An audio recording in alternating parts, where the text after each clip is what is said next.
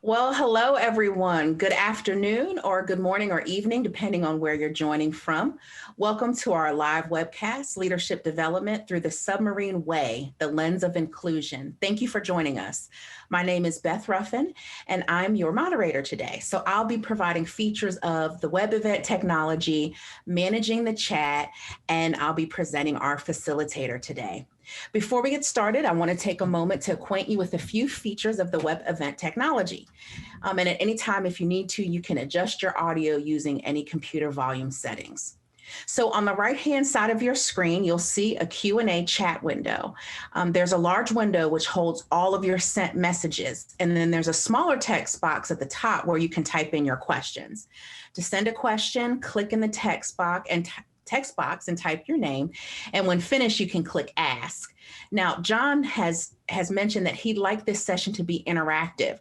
So you don't need to hold your questions till the end. You can go ahead and send them in, and I'll ask him throughout the presentation. I'm really excited to introduce our facilitator, and I'm so happy that we got a chance to chat prior to you all coming and joining us. So let me tell you a little bit more about John Gregory Vincent, Principal Consultant of the Submarine Way, a Genesis Group, LLC company. John Gregory Vincent is a 20-year veteran of the Navy's submarine force, retiring as a Command Master Chief. He's a former workplace consultant for the Gallup organization, where he received the Delivery Excellence Award in his last year with them as the highest client-rated Gallup consultant in the world. He's an expert in leadership development, human performance through the lens of inclusion, and the behavioral change needed to do both. Now, this is what I thought was extremely interesting. He and his business partner have created a unique leadership model that is trademarked, protected by copyright, and has a patent pending. And it's the only patent pending inclusion-focused leadership model in all of the world. So cool. John and his wife, Deb, live in Augusta. So at this time, I'm going to stop rambling. I'm going to turn the microphone over to John Gregory Vincent so he can get us started. Thank you, John. Thanks, Beth. Appreciate the introduction. And we were making a joke. We had some adult supervision in the green room or whatever, the lack of a better word, that Beth and I sort of hit it off, and we probably would have blown right through the intro. So I am very pleased and honored to be with you. I'm going to ask you, and we're going to do something here to really shake you up right at the beginning. But what Beth said is very, very true. Interactivity is key here. If you have a question, just ask a question. All right. I'm not going to pontificate. This is a very different view of equity and inclusion. And I mean that, and you'll find it out very shortly. We have a very different view at our company of equity and inclusion. And we believe a much more effective view for actually driving a culture of equity and inclusion. So we will start here. You saw a more effective way to lead. And I will start with.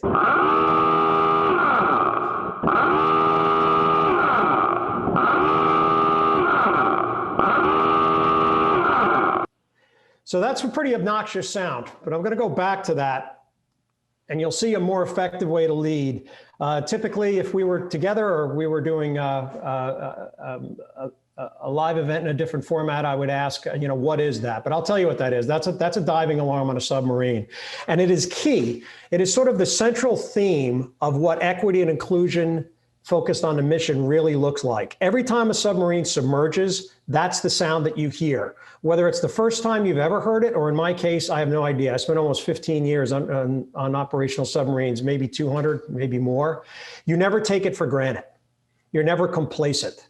You know in your mind, and you have to believe in your mind, that the 120 people you went to sea with all did their job, that they all did what they were supposed to do, because every single person has value, every single person has a role, every single person matters. And because of that, you're going to safely submerge. At the same time, you're acutely aware that things go wrong, so you're prepared for that as well. That's how I'd like you to have a mindset, if you will, of our time that we spend together today, which is a mindset of, this is going to be challenging, this is going to be different, but I am open for it, I am ready for it, I'm expecting it, and I'm looking forward to hearing some things perhaps differently than I've heard them before, presented in a format that perhaps is new to you. But the whole sound of that klaxon says, we're getting ready to dive in, pun intended, to something that's very different and very unique. Here's what I promise you, and here's the big reveal. Equity and inclusion leads to diversity. Let me say that again. Equity and inclusion leads to diversity. If you want a failed diversity project, start with diversity. You first must establish equity and inclusion, and we will unpack what those really mean in an organization, because if you do not have an equitable and inclusive culture, you will not have a successful diversity initiative. It is also far and away the most effective way to develop and to drive leadership. When people look through the lens of equity and people look through the lens of inclusion, and you're hyper-focused on what we call the mission or the role or the results that you're there to produce, you will be a more effective leader, whether you're just leading yourself or you're leading an entire team. So what I want you to take away from this right at the onset is equity and inclusion is not the right thing to do. Yes, I said that at D&I conference. We've been saying that for 70 years. For 70 years, we have been saying, hey, diversity, hey, equity, hey, inclusion. It's the right thing to do, maybe even longer than that, but I like to loosely tie it to the civil rights movement. And the shame of the matter is 95% of Fortune 500 CEOs are white guys like me. 20% of Congress we celebrated 2 years ago finally got to the 20% threshold that women are 20% of Congress. Well, they're 51% of the population. The bottom line is the right thing to do is not a driver. That's not what's going to change colleges and universities and cities and towns and police departments and small, medium, and large companies. You know what's going to drive it is the bottom line. And the bottom line is equity and inclusion is the most powerful business strategy. Beth was kind enough to talk about our patent, which is now published. It's actually through the pending stage. 2 months ago, it's actually been published. So we're just about at the finish line here. And the reason that we have a patent published is no one has ever approached equity and inclusion as a leadership system that drives measurable KPI, that drives higher collaboration, that drives innovation, that drives engagement, that reduces conflict. It solves real business issues. And if you really want to drive equity and inclusion in an organization, drive it through the lens of bottom line. Because now, of course, it's the right thing to do. But we got to get off of that talk track and we have to turn it into what it really is, which is a tool to value every individual and then build on that value so that we value the collective so that we can aim it at a solution. That's why this is the most effective way to lead. It's leadership through inclusion. So what do you see on your screen here? Submarines are not like the movies, all right? They are nasty, they stink. Most of us don't like each other, but we all love each other. Anywhere from 120 to 150 people. When they designed submarines, modern submarines, quote unquote, they got all excited about all of the technology. This is the most technologically advanced vessel in the history of the world, and I'm including the space station in that. There is no more sophisticated vessel than a nuclear-powered submarine, US nuclear-powered submarine. It is packed with more technology and sophistication per square inch than any other creation in humankind. And I'm showing you this because I want to give you a little bit of the environment that we live in a submarine. And you're going to think, what the heck does this have to do with equity, inclusion, or anything else? Actually, everything. Because if you can pull it off, if you can pull off equity and inclusion in the most stressful, nasty, stinky environment in the world, you can pull it off where you work, where you live, and in your community. What you're looking at here is a big green thing. The yellow stripe is the indication that there's about 300 or 400 pounds of high explosives on this side of that yellow stripe. That's a Mark 48 torpedo, advanced capability torpedo. On the far end, where that young man is crouched down, that's where the propeller is for the Mark 48 torpedo. It's also where the fuel source is for the Mark 48 torpedo. So the torpedo is fueled by what's called auto fuel. Very efficient. You don't need a lot of it to carry a torpedo a long way. It has one minor problem on a submarine. It is incredibly toxic. It is essentially cyanide gas. If it leaks out of that tank, everyone in this compartment is going to be dead in less than a minute. So on one end, you have 400 pounds of high explosives. On the other end, you have cyanide gas. What's behind those blue curtains that it's sitting directly above, I'm sorry, directly below. The torpedo is directly above. You're directly below. Those are bunks down there. You have people sleeping underneath this. On a submarine, you're never more than 3 feet away from something that can kill you instantly or decapitate you, ever. And yet this is the environment that young men and women work in every day, 24 hours a day, 7 days a week. The last thing I will share with you about that environment is there's not enough racks for everybody on a submarine. There's not enough places to sleep. So not only do we often not have enough water to take showers, not only do we often have to work 20, 24, 30 hours consistently, not only is the crew made up, and you'll see the statistics here shortly, of a bunch of kids, but typically 3 of you are sharing 2 racks. They call it hot racking, because one person literally rolls out and another person rolls in after neither one of you having taken a shower in an environment that might be 100, 110 degrees, 115 degrees, depending on the day. This is not a pleasant place to work and not a pleasant place to live. And I share it with you to get your head around the fact that, oh, you know, every place is unique, every place is different. No, this won't work for us, this won't work. If you can drive equity and inclusion in this nasty place, you can drive it anywhere. That's the whole point of the slide and the point of this takeaway. It is the most effective way to lead, is the submarine way. If you can do it in that environment, you can modify it and do it in any environment at a level never seen. And you will drive equity, you will drive inclusion, and then you will be set up to successfully embrace diversity. We start with, you've already heard me say the word a couple of times, talent.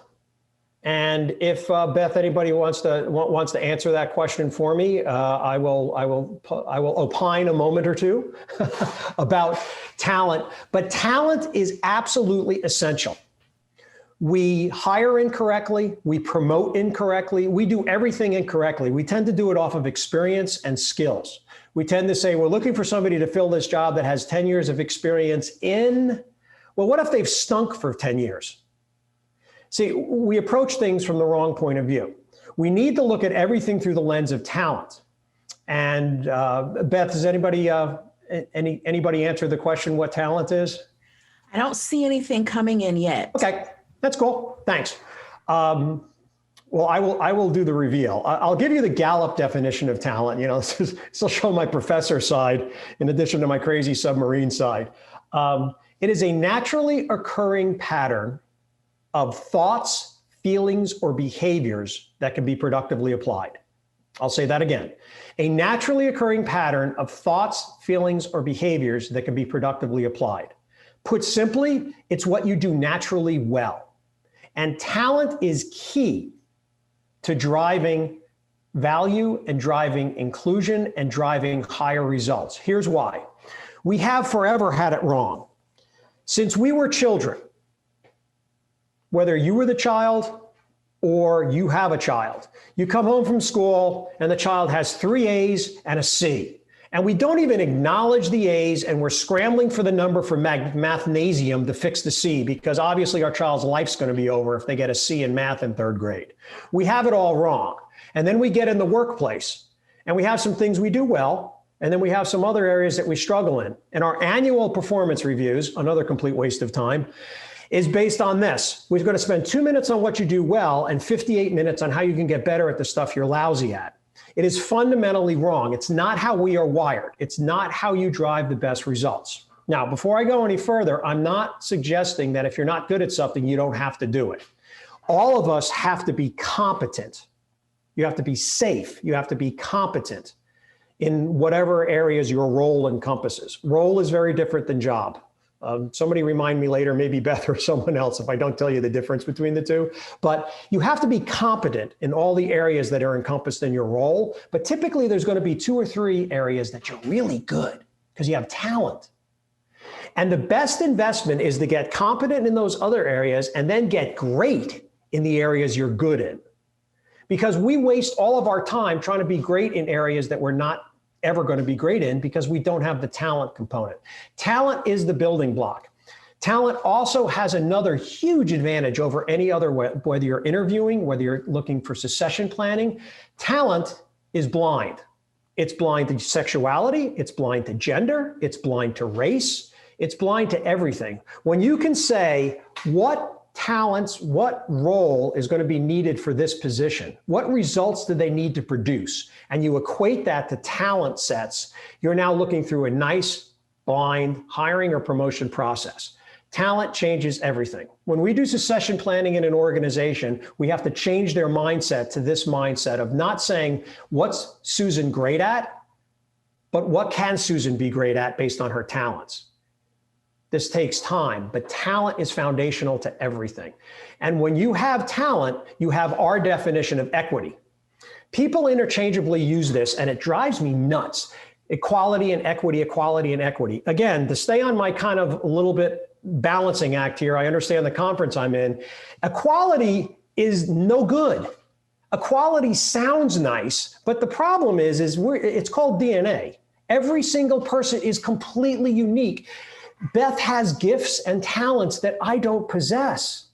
And I have talents and gifts that Beth doesn't possess. So if I partner with Beth, and I'm at the same time that I'm getting better and better at the things I'm talented at, and Beth is getting better and better at the things she's talented at, now we're building together. Now we're building synergy. So this isn't some, theoretical exercise. That's the definition of equity. Equity is what is Beth unique. What is her unique value proposition to herself and to the organization? And let's build that. And what's going to be built for John is probably going to be a little bit different. Equity is an incredibly powerful driver. Equality is one size fits all. And here's what I promise you, one size fits all fits nobody. It might sound nice, it's just not effective. So where we want to be is we want to be in a world of equity, because equity is a beautiful thing. And equity equates to talent. Now we don't have this abstract word. We have something tangible that we can measure and that we can look to, and we can start developing people and helping them develop based on their talent. Now we're being equitable. So that's what talent is, and that's the power of talent. It is literally foundational to everything. I'm going to share with you the first part of our patent now. It's got three things. Interestingly enough, the first thing it has is talent. I encourage you to take notes. I know I uploaded a simple document to take notes on. But here's where equity and talent, where they merge. Think about it. When Beth is make sure that Beth is competent in the areas that she's okay in. She's going to be okay. But then she spends all of her time getting great in those areas where she has talent. And I'm doing the same thing. Well, now, doesn't it make sense if my gift is in speaking and presenting and convincing and things like that, and Beth is in research and development and things like that, then Beth needs some help either having somebody else deliver the speech or some coaching and speaking? She now reaches out to me because that's not in her core wheelhouse. It's so freeing when you embrace your talent while being competent in other areas, because now Beth has a reason to partner with me, not because it's the right thing to do, because it's actually really good business, because Beth's speech is going to be better. Yes. So we got a great question, I think fits in with what you're talking about. And the question is, how can we identify talents in people to empower them? Okay. Now we're rolling. Okay. Talent is an insidious little creature. So that's a great question. How do you identify? Now, in yourself, think about the things you lean into and the things you lean away. I'll give you an example. On Friday morning, after a long, horrible week, if we're having a team meeting and somebody mentions about, somebody canceled and there's, we need somebody to fill a speaking. As soon as I heard the word speaking, I'm raising my hand. I'm leaning in. Now, typically, we like things that we have talent in. We like being good at stuff. We like excelling. We're not designed as human beings to stink at stuff. But in the next meeting, we're looking for some volunteers to go over the books from last quarter. And I literally jump underneath the table because I hate that stuff. I'm not good at that stuff. So the answer is, in yourself, think of the things you enjoy. Think of the things you lean into. Think of the things you always find time for. And look at the stuff that you're always left on Friday afternoon that you have to do, and you've defined. A much more effective way to identify talent is people that are close to you. And this is not a business thing. This is your husband, this is your wife, this is your partner. These are people that are around you. Because here's the insidious part of talent. The stuff you're really good at, you just assume everybody else is good at it. And you think it's easy for everyone. So you need to be inquisitive and say, hey, if you were to, what are the 2 or 3 things you think I'm really best at?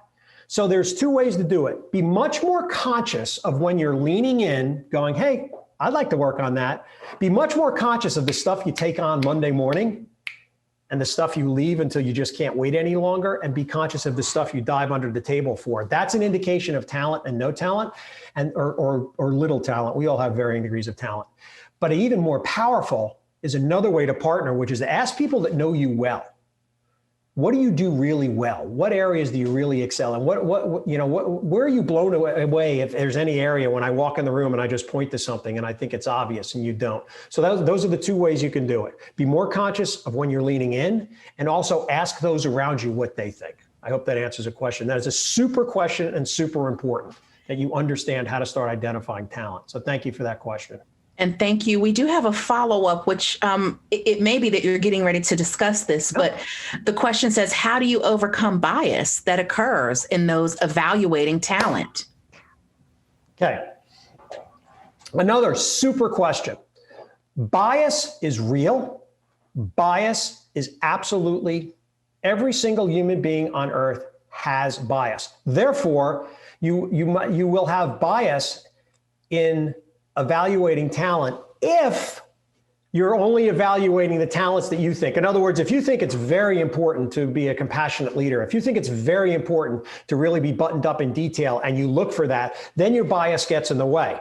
Here's how you reduce the effect of bias as it directly correlates here to talent. You have to look, why are you evaluating talent? You're evaluating either to hire, to promote, to build a team. There is a purpose that you should be using for talent. And that is the mission. That is the result you're trying to get to. So you start with what results have to be produced by this team, by this individual, by this role that I'm hiring to, by this position I'm considering people to be promoted to. What is the result that has to be produced there? And that's a great thing that most organizations can't answer. They can tell you all day long what the activities of a job are. They can't tell you what the results are. And that's a fundamental problem. You have to know the result. Once you know the result, you can now say, okay, this is not someone who's going to be, working a lot with people. They're not going to be highly involved in a lot of, verbal communication, but detail in this job is absolutely critical. So now, once you know the result that has to be produced, you can start backing into the talent sets. Now, you're no longer part of this. Your biases and what you think are the best talents and the worst talents don't matter anymore, because now you're doing it objectively by what needs to be produced by the role, either through hiring, what role they're going to fill, through promotion, or through teaming. You have to know that result. If you don't know the result, that person who asked that question is spot on. You're going to go all over your bias, and you're going to go, man, I like happy, crazy people like John. Why? Because I'm a happy, crazy person. That's not how you do it. You have to say, what type of person do I need based on the talents to get the results? So a superb follow-on question to that. That's how you reduce it. And by the way, I'll speak one step larger, which is where I thought the question was. Unconscious bias and knowledge of it is wonderful. It's good. It just doesn't change anything, because we're not going to ever get rid of our bias. What we have to do is replace our bias in the scale of something more important. Bias has to have something that has a higher priority. And the higher priority is when you build inclusive teams focused on a mission, and the mission and the team and the greater good becomes more important than our individual bias. The bias doesn't go away. It's just replaced by something more important. And the same thing applies to that question that was asked about how do you remove yourself from your own biases? You replace it with something more important, which is what are the results of the job? Awesome. Good stuff. Now I'm happy. I hate it when I just talk. I like it when we have more coming in. I don't know if you want to. I want to make sure you get through the presentation. Yeah, whatever. So. Let's have fun. Let's answer the stuff. Right, this is what people want answers to. So let's talk. I love it. Okay, so I'm going to give you two. What are your feelings about where personality assessments fit in? And then how does what you were speaking about differ from strength-based leadership? So okay. Personality assessments and strength-based leadership. Personality assessments. Personality, anytime you have an opportunity to learn about yourself and learn about others, I think it's a good thing. The vast majority of legitimate personality assessments, be it Myers-Briggs, be it DISC, be it Colby, any of those assessments, the vast majority of those are based on Carl Jung's archetypes. And they're good. They're good. It's something that I think is beneficial. I personally don't use those tools in our practice. We don't use them in our company, not because they're bad. I just don't think they go deep enough. And this is a segue to the second question, which is strength-based leadership. We use, when we do assessments with organizations, we use Gallup Clifton Strengths. Not because I'm a Gallup guy. I was using it long before I joined Gallup. It was actually why Gallup came knocking on my consulting door, because they said I did Gallup better than Gallup did Gallup, because I have a very practical approach to using these things.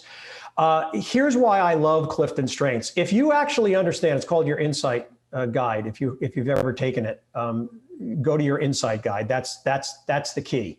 Your Insight Guide is a professional development tool that you can use for the rest of your life, and it is completely unique to you.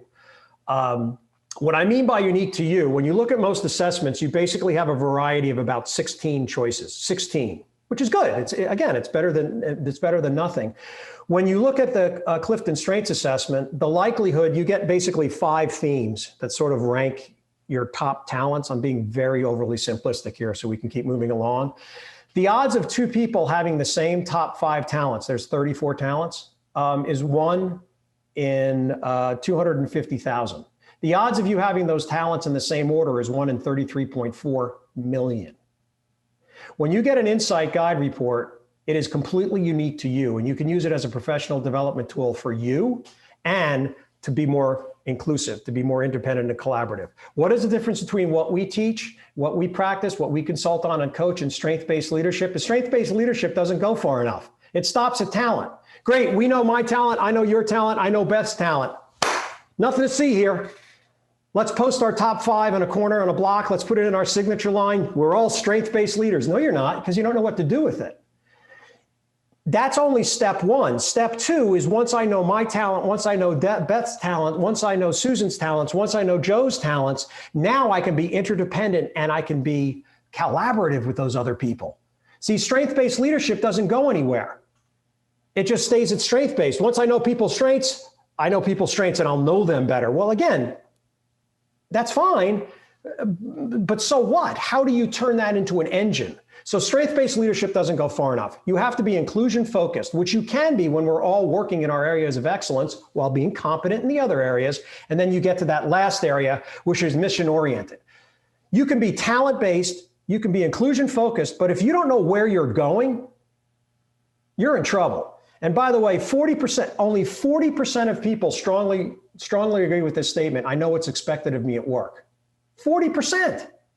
So 60% of people might be talent-based. They might even say, hey, I embrace inclusion, but they don't know where they're going. You have to have all 3. So strength-based leadership doesn't go far enough. Personality assessments, I think, are good. I think they're a good starting point. Just like I think, understanding bias is a good starting point. It is not the finish line. The finish line is you have to have a full-blown approach to drive cultural change. You got to change mindset. Once you change mindset, you can then drive behavioral change. Once you drive behavioral change, you're on it. Strength-based leadership doesn't go far enough. Most personality assessments don't go deep enough. Woo-hoo! See, Beth, I kept moving. Good stuff. I love it. I think the questions have stopped for a moment, so We're going to stop interrupting you now. No, it's not an interruption. It's called interaction. It makes these things come alive. This is not theoretical. This is how humans really work. And that's why it's such a better way of doing things. I want to share this slide with you because it is so powerful to understand. This stuff isn't like, something that Deb and I, my wife and business partner, we just said, hey, you know what? Let's make up something cool. Let's come up with our own unique shtick. We took something that's been going on forever. And we simply added Deb's corporate. My wife comes out of the Fortune 300 executive ranks. And then, of course, I have my Gallup experience. Let's merge the best of the 3, submarines, Gallup, and corporate. And let's come up with something that can really drive lasting cultural change. And it all really stems from these slides here. And when I do this for business owners, when I do this for C-suite folks, they are blown away by these numbers because nobody knows who really runs a submarine. So I'm going to tell you, the average age of someone on a submarine is 23 years old. 80% of them have just a high school diploma. 90% of the crew is under 35 years old, and the average years of experience, 6. So you got a bunch of 20-somethings with high school diplomas operating a $2 billion vessel, the most sophisticated vessel ever created in humankind. And oh, by the way, it's propelled by a nuclear reactor. Make a mistake, you don't just kill 120 people, you vaporize 4 square miles of ocean. These are 20-year-olds with high school diplomas. These are people most organizations wouldn't trust to do a stockroom inventory without adult supervision. But they're not grown in test tubes. They're your sons, they're your daughters, they're your brothers, they're your sisters. And yet look at these numbers, and for 60 plus years, that's how long nuclear submarines have been operational. You know what that 0 is? That's how many nuclear accidents there's been on submarines. A bunch of high school kids running the most sophisticated vessel in the history of the world. This is not theoretical, folks. This is equity and inclusion put into action, and it changes everything. Because I guarantee you the most inclusive environment on Earth is that found on a submarine, not because we're stuck together. It's actually despite the fact we're stuck together. Think of the most annoying person you've ever worked with, ever. Imagine never being more than 15 feet away from him or her for the next 2.5 months. No nights, no weekends. This is not a naturally inclusive environment. This is not kumbaya. We get together because we have to. How do we do it? Well, this is how. A submarine, you'll see it at the top here, it's a crew. And we have a phrase that came, our first book is Diversity and Inclusion, the Submarine Way. Our second book, which is pretty cool because our clients literally asked us to publish a second book, is Up Periscope, putting traditional leadership in the crosshairs. But in Diversity and Inclusion, the Submarine Way, we share with the world this term crewmunity. And it's actually it's right in the center of our patent, is crewmunity. There's really 3 types of people when you look at an organization, when we go into assess an organization. Some are just groups, right? Collection of people within a defined area, division, department, or organization. It's a group of people. Most of you, if you're not an intact group, if you just signed up for this thing because you heard about the crazy guy from Augusta is going to be speaking, you're a group. You don't know each other very well. You don't have a lot in common. You're just a collection of people, and you happen to be in the same breakout session. The next higher level is a team. This is good. Teams are good, right? It's a collection of people within a defined area, department, or organization, but they're focused on a mission and a result, and they're working together a little bit. So this is a good thing. You definitely want to move from being a group to being a team, but I'm telling you, a team is not equitable or inclusive.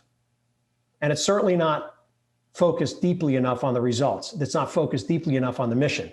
In order to be that, you got to be a crew.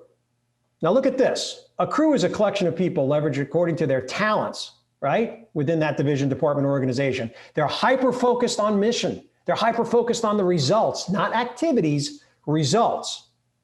And they're working interdependently and collaboratively, remember the definition of inclusion, and they have high levels of accountability. Look at that last one. That's how you get a bunch of 20-year-olds with high school diplomas to do what they do every single day. Big mistake, lots of middle mistakes, but big mistake free. That's what we call crewmunity. And it's not this silly little game. That's the goal. When we go into an organization, our goal is to take you from group to team to crew. And once you become a crew, you don't need us anymore. People can come and go. Submarines turn over every 3 years. But the result doesn't change. Why? Because they're a community. One person leaves, 2 new people come in, they're embraced. They're embraced through the lens of equity, through inclusion, and they're focused on the mission. It's a beautiful thing. And there's also a 5-part system that starts with onboarding, because most check-in processes stink. You need a good check-in process, and there's other things that have to be done along the way. But the goal here is to get to crew. And when you get to crew, you're really, really hitting on all cylinders.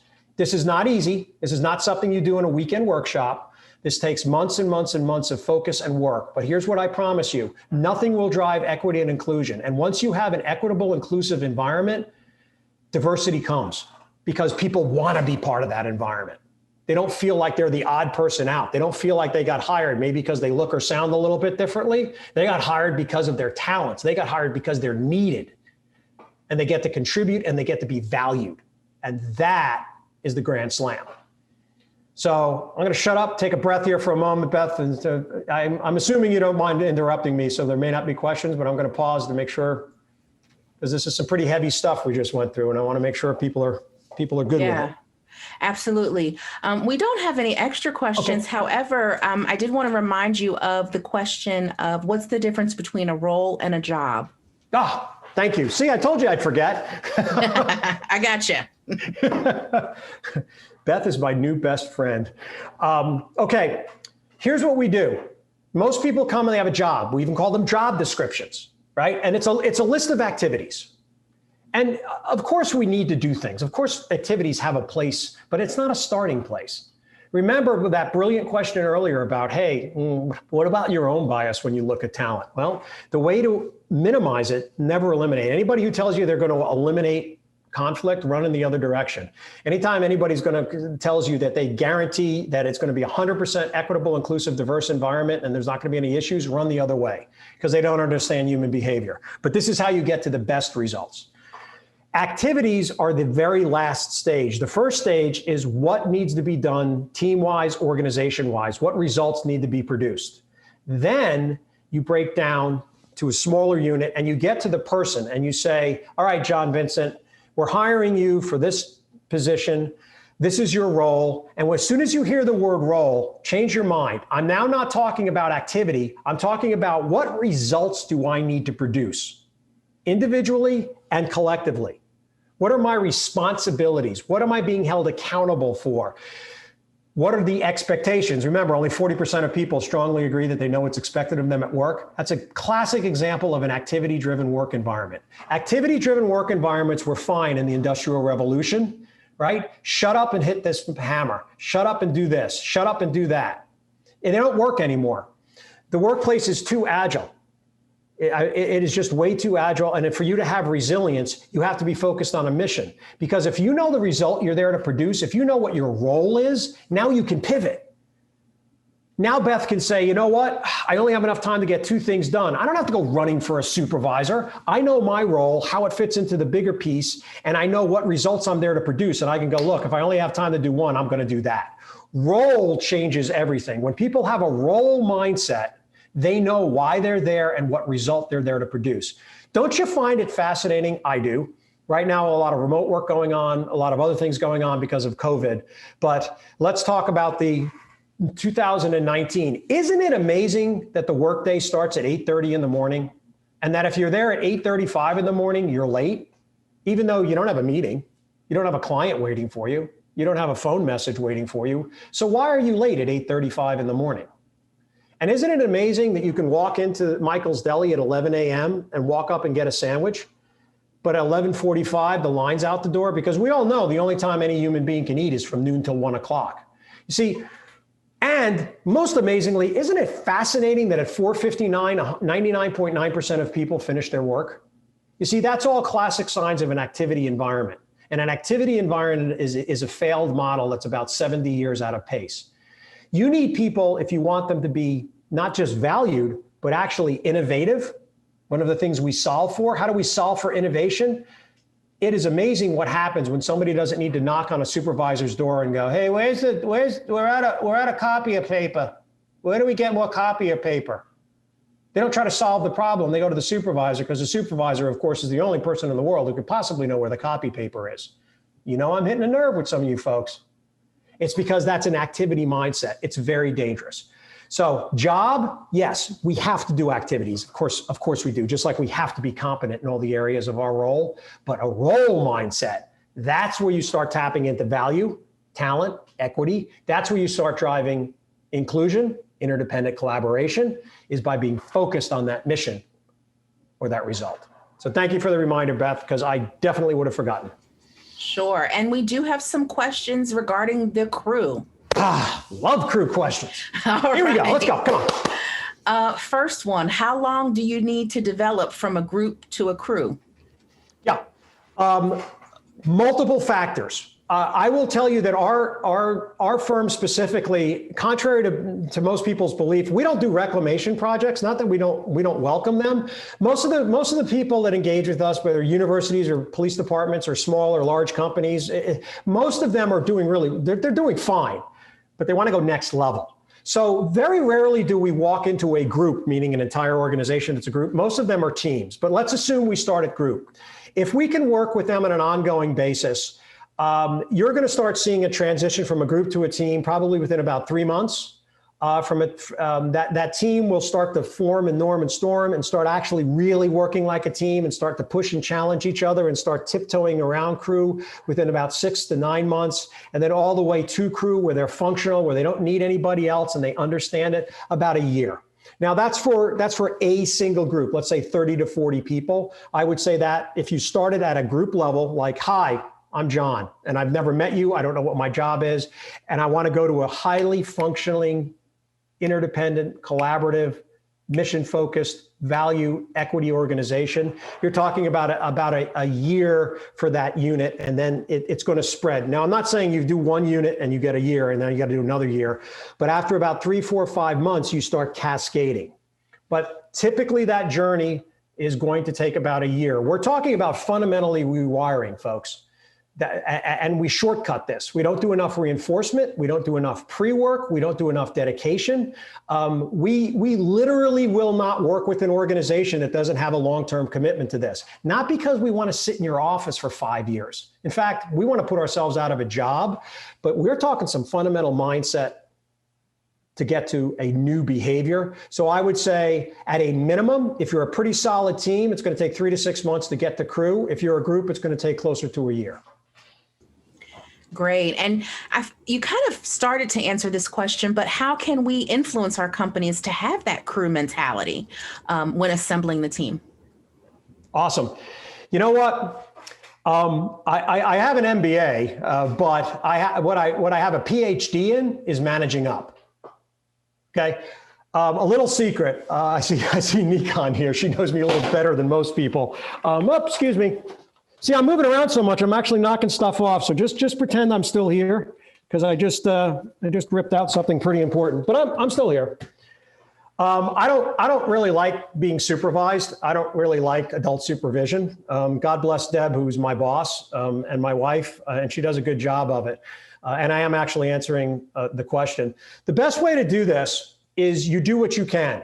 You control what you can control. If you can get a unit or a division or a team within your organization to go down this road, then you can model it, you can coach it, and you can require it, okay? Then you can make some progress. It is a huge mistake to say we're going to do this for 5,000 people or 10,000 people. Boiling the ocean doesn't work. If you have no money, no budget, you can't bring in another company, you can't bring in a consulting firm, you can't do any of that.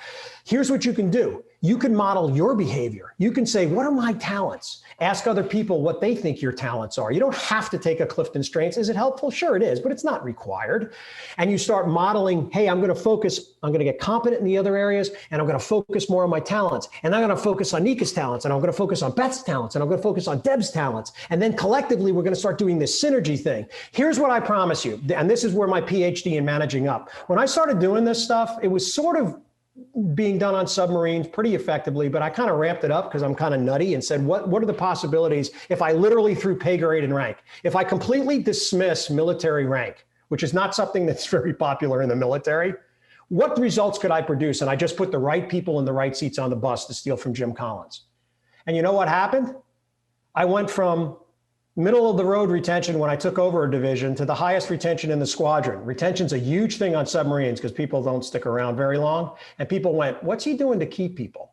And then the inspections went from averages to excellence. And they said, what's he doing to get excellence on inspections? What I'm saying is not, gee, isn't John wonderful? What I'm saying is you model at whatever level you can this. And when you start functioning as a crew, and it might be a crew of 2, or it might be a crew of 20, I guarantee you people that are responsible for results, that get paid by results, that get bonused by results, that get the promoted or not promoted by the results of the people that are reporting to them, they'll tap you on the shoulder and go, what are you doing? And then it spreads. So ideally you get some buy-in and you can start at a higher level, but if you can't, you actually need nobody's permission to do a more effective way to create your own little crew. You just need more than one, but that's how you do it. Start where you're welcome. And if you're not welcome anywhere, start with yourself and model it. I guarantee you, you'll produce better results than anybody else, and people will start getting curious. And at the end of the day, I'll be here at, we're at what, minute 45? Remember, I started boldly at a diversity and inclusion conference saying we've been doing it wrong forever. And because we've been saying it's the right thing to do. And we've been saying it forever. And I'll go right back to where I started from. 95% of Fortune 500 CEOs are still white guys like me. You're telling me that they're not capable women? My wife runs circles around me on her worst day and my best day. She can run any company in America. And she ran pretty big business units for a long time. My point being this. We have to look at this as a business strategy, and you have to approach being a crew as a business strategy, producing measurable results in collaboration, in innovation, in conflict resolution, and all these other areas that I guarantee you the people that run your organization really care about, but they've never looked at the lens of equity and inclusion to solve them. They look at that as that other thing they do. Gee, should we do leadership development this year, or should we do equity, inclusion, and diversity this year? Yes. Sorry, very long answer to a short question, but. Both and, not either or. Yeah, see, Beth and I are going on the road together. What that said. Love it. So really good question here is, how do you navigate it when things are changing very swiftly, right? The thing you're hired to do can often pivot 6 months later. How should organizations adapt to fast moving and changing business elements? Yeah, this is what's uniquely suited here. Nothing adapts faster than when you are role focused, right? Because typically you're not going from manufacturing computer parts to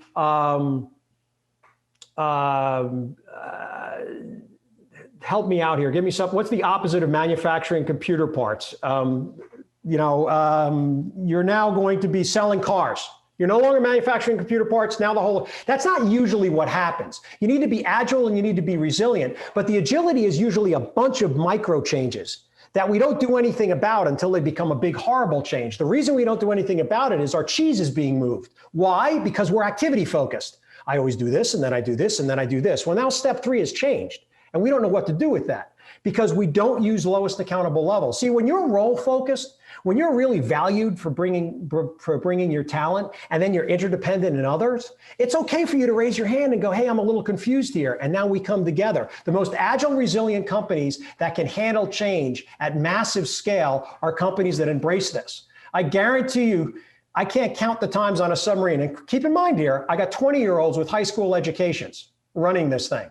I can't count how many times we thought we were going to get underway and we were going to be going over here and doing this. And literally in a moment's notice, everything changes. A complete change. It would be like you going from selling cars to building computers overnight. And you know what? We handle it. Why? Because we just go back to the talent and we reshuffle the talent because we know who can sell and we know who can build.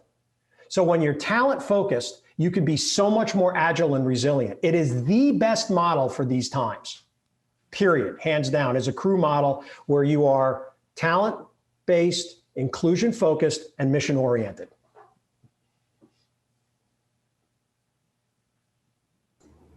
Good stuff. And someone mentioned that you created a crew with your new best friend statement, referring to me. And that's a great way how you role modeled, right? This crew mentality you have.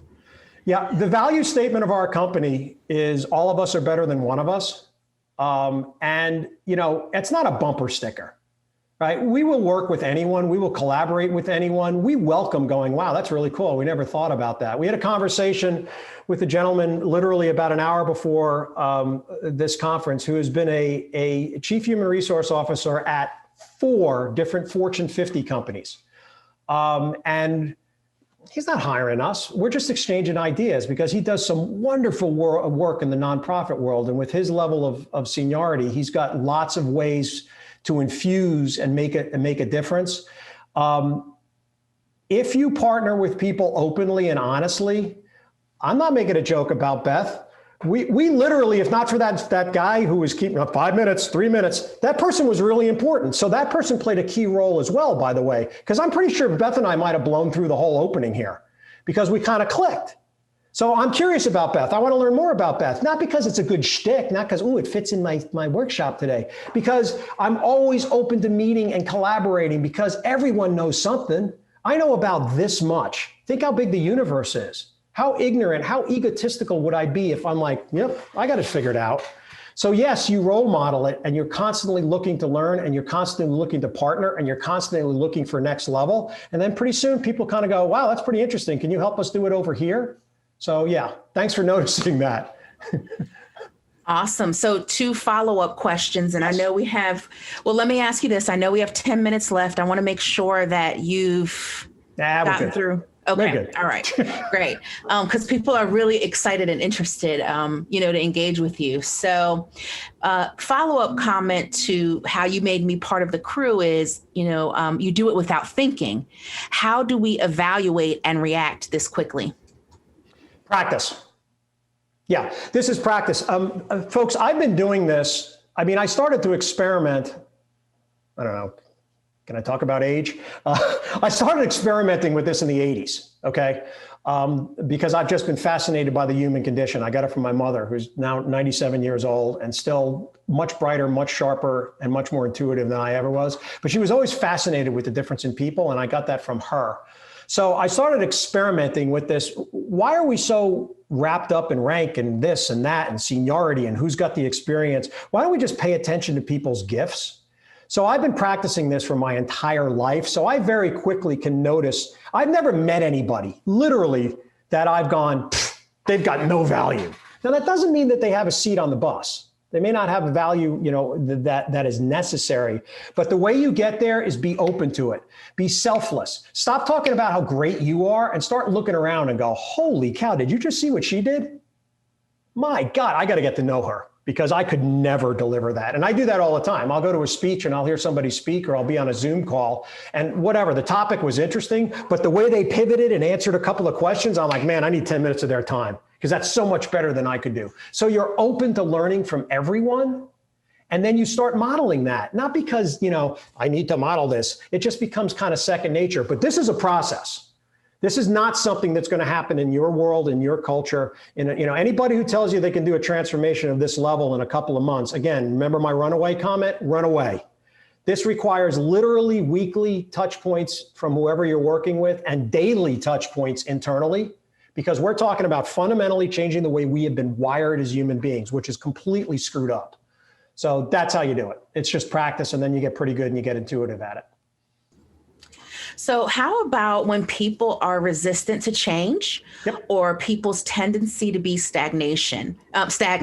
A big complaint and roadblock we hear from managers is the lack of resources and the worry of time to train it takes for someone, right? So we have over-reliance on previous skills and not necessarily on talent. So how do we approach this resistance or stagnation? Yeah, resistance and change is completely part of the human condition. There's actually 4 steps to it. There is denial, resistance, and acceptance, and then some people actually get to embrace. But I'll focus on denial, resistance, and then acceptance.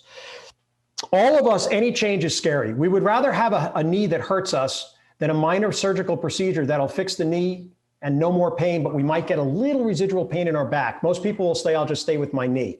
We are not comfortable with change. So your job at whatever level you're at is to model it or to lead it to get people from denial, which is I don't want to change anything, to resistance, which is I'll try this a little bit. It's the flavor of the day and it'll go away, to holy cow, this is the new way of us doing something. And that's what I call a condition of employment. You get to the point where it's a condition of employment. Now, in order to do this, lots of stuff has to happen. You have to be talent focused, right? You have to be role focused. You have to be mission focused. You have to look at you have to be willing to look at all of your processes and procedures and how you interact with people and how you value people. What you're going to find is you're going to get some early adapters that are going to race to acceptance. You're going to get a lot of folks that you're going to have to nudge and nurture and a little carrot stick along. And then you're going to get about 20% of people that are going to go, you know what, screw you. I've been here forever. This is how it is. I'm not interested. Here's where I am with that last group. If you let them wallow in that kind of middle ground where, I'm kind of in resistance, people will start coming back, right? They'll become infectious. So what you need to do is embrace your early adapters because they're going to lead that middle group that's kind of like, I don't want to go first, but I'm willing to go.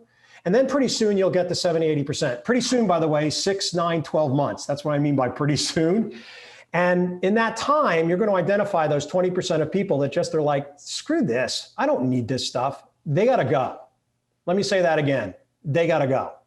At some point, not month 1, not month 2, this is about compassion. This is about understanding different people move at a different pace. But at some point, you're no longer in alignment with where we're going as an organization, and there's no longer a seat for you on the bus. I don't want there not to be a seat for you on the bus, but if you just blanketly say, well, we'll just isolate Sue, we'll isolate Bob because they're really good at their job. Does that sound familiar? That's a disaster, because people are going to look and go, how come Bob doesn't have to play in the sandbox? So the answer is move people at their own pace, but keep them moving forward. And then everybody has to get to acceptance. And if they're not ever willing to get to acceptance, they got to find another place to work. Period, hard stop. Accountability, which is not part of this topic, is huge. People think they have communications issues in their organizations. They don't. They have accountability issues that manifest as communication issues. That's a whole separate topic. Love to come back and talk to you about. But that's how you do it, and that's how you deal with the reality of change. Amazing. Thank you. People are wanting to know how can they get in touch with you, or how can they follow you after the summit? I have to do this first. Actually, gosh, I went just a little bit too quick. And then I will answer that, Beth. My father is the smartest guy I've ever known, but I'm talking intellectually. He passed 4 years ago at the age of 94. This guy was like beyond brilliant. He spoke, 4 or 5 languages. He was a professor at Columbia. He was just a brilliant, brilliant guy. And he always would teach me, knowledge is power, John. Knowledge is power. Knowledge is not power, folks.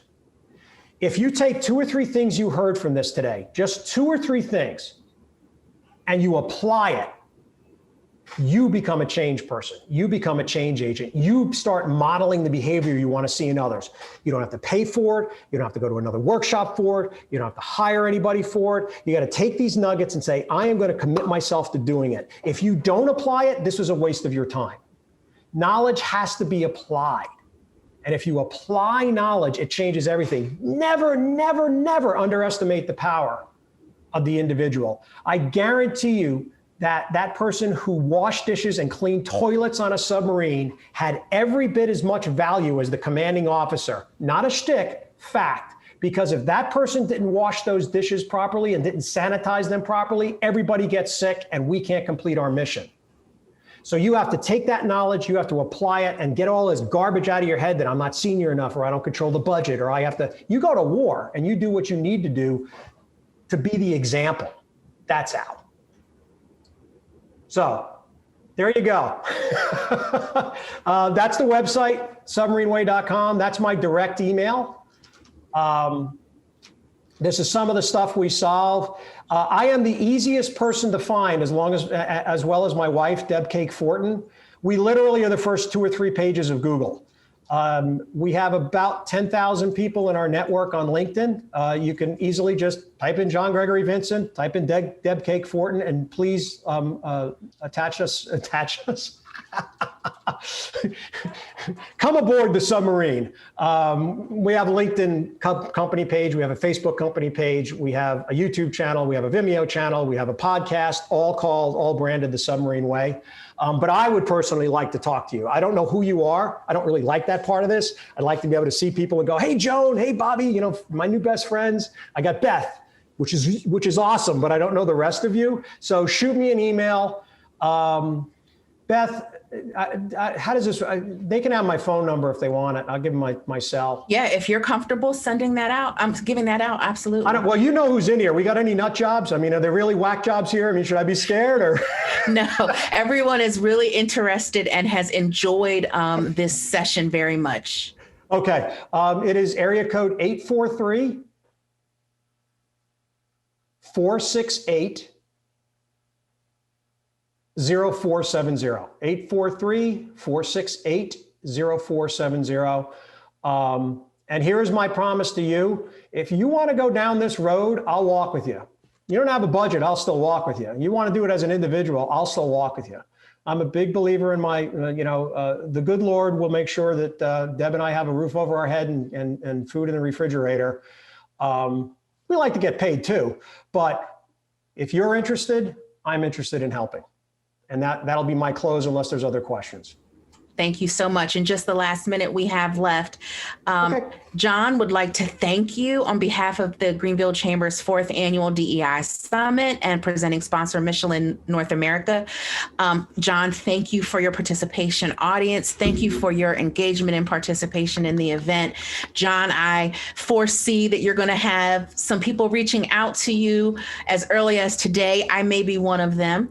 And for everyone who's on, you can log out and transition to the next segment of our summit, which will be our closing session. So hope to see you all there. Thank you and have a great rest of the day. Thank you, folks. Appreciate your interest and your engagement.